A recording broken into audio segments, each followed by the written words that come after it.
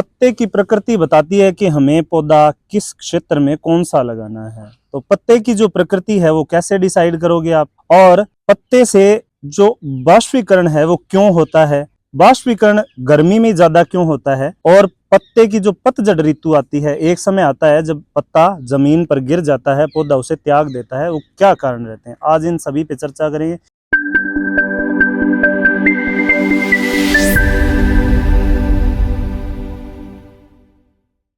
नमस्कार दोस्तों, आज बात करेंगे इन पत्तों पर। तो आप जब भी नर्सरी से पौधा खरीदने जाते हो तो सबसे पहले आप अपने एरिया का चुनाव करें कि आपका एरिया नम है या शुष्क है या अति शुष्क है या अर्ध शुष्क है। जैसे कई बार देखते हैं कि जो आप पश्चिमी राजस्थान में साल का पौधा उगाना चाहते हो, आप पश्चिमी राजस्थान में चंदन का पौधा उगाना चाहते हो, क्यों नहीं उगता, क्यों सरवाइव नहीं करता? उसकी जो प्रकृति है वो पत्ते पे डिपेंड करती है। आप पत्ता देख के ही पौधा खरीदें। अब मैं आपको दिखाता हूं। सबसे पहले ये शीशम का पत्ता, ये है बैक साइड और ये है फ्रंट साइड। कुछ दिखाई दे रहा है, ये चिकनी है और ये खुरदरी है, और छोटे छोटे रंध्र होते हैं पत्ते के पीछे वाली यानी खुरदरी हिस्से में। खुरदरा इसीलिए होता है। पत्ते के ये रंध्र जो पौधों को पानी देते हैं, वो पौधे का पानी है। जब पौधा अपना भोजन बनाता है उस समय एक प्रक्रिया से गुजरता है जिसे बोलते हैं वाष्पीकरण की प्रक्रिया। और ये वाष्पीकरण की प्रक्रिया जब पौधे में शुरू होती है, यानी धूप के समय, दिन के समय ये शुरू होती है, तो जो खुरदरापन है इससे पानी ज्यादा बाहर निकलता है, और जो ये चिकनापन है इससे पानी कम बाहर निकलता है। मतलब कहने का ये है कि आप जून के माह में वाष्पीकरण यानी कि पौधा सबसे ज्यादा प्यास पौधे को लगती है, वो जून का माह है। और जून के माह में जो चौड़ी पत्ती के पौधे हैं, ऐसे पौधे जो यहाँ पर नहीं लगते, जैसे साल ले लो या चंदन ले लो, क्यों नहीं लगते? उसका रीजन ये है कि इसका पत्ता डिपेंड करता है। इसके पत्ते में रंध्र ज्यादा होंगे तो वो पौधा पश्चिमी राजस्थान में सरवाइव नहीं करेगा, शुष्क क्षेत्र में सरवाइव नहीं करेगा।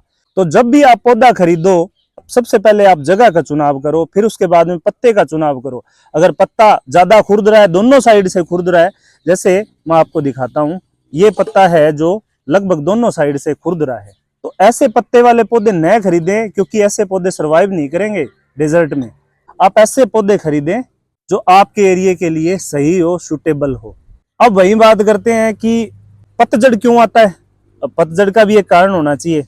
इस पत्ते के अंदर पर्णहरित लवक होता है। पौधे के अंदर पर्णहरित लवक जो लिक्विड फॉर्म में होता है, यानी कि तरल पदार्थ के रूप में होता है। जो तरल पदार्थ के रूप में होता है, अब वो क्या होता है, सर्दियों में अक्सर जम जाता है। अब वो सर्दियों में जम गया, पौधे की वाष्पीकरण की क्षमता बिल्कुल ना हो गई, जम गया। जमने के बाद में पौधे के अंदर जो पर्णहरित लवक है वो एक्चुअल में मर जाता है और पत्ती पीली पड़ने लग जाती है। पर्णहरित लवक है वो पीला पड़ने लगता है और पौधा उस डेड एरिया को, मरे हुए भाग को त्याग देता है। पतझड़ ऋतु सर्दियों में चैत्र मास से जस्ट पहले आती है। ये है चांदनी का पत्ता, और ये डेजर्ट में भी चल जाएगा अगर अच्छी तरह से पानी मिले, क्योंकि ये लगभग दोनों साइड से चिकना है। ये है नींबू का, ये हर एरिया में हो सकता है, बशर्ते थोड़ा पानी चाहिए इसको, हो सकता है।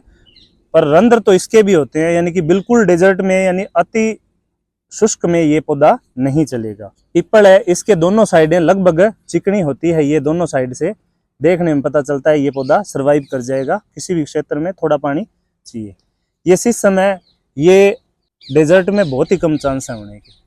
तो शीशम डेजर्ट में जहाँ पानी कम है, आप पानी न दे पाओ, उस क्षेत्र में शीशम न लगाएं। शुष्क क्षेत्र होता है उसमें जो पौधे हैं जो नेचुरली उगते हैं, वो पौधे ज्यादातर कांटेदार ही क्यों होते हैं? क्योंकि उनकी पत्तियां हैं जो कांटे में परिवर्तित होती है।